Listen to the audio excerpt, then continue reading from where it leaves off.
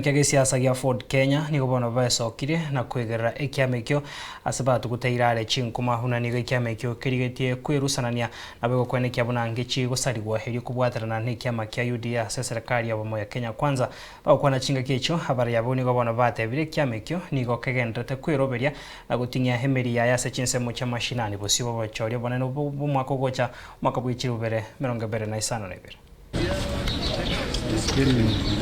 Ford Kenya is there to stay, and I want to make it categorically. Ford Kenya is not going to fold.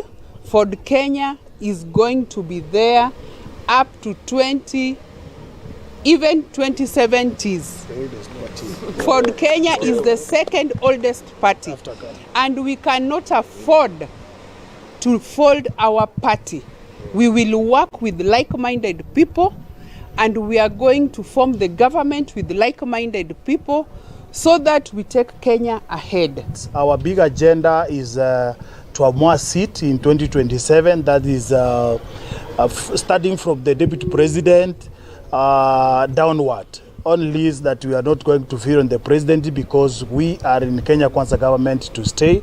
We are going to fear the governors, women rep office, MPs, MCAs and all the categories. Tumeagree kwamba tutaweza kuangalia mpaka kwenda huko chini uongozi kutoka kwa pale juu kwa county mpaka kule kwa ward zetu.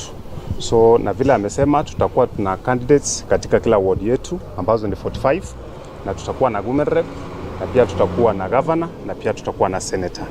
Na tunahakikishia wale supporters wetu kwamba chama hiki ni chama ambacho kinaenziwa na tunawakaribisha. Hii chama yetu tunasimamia usawa, haki na ukweli.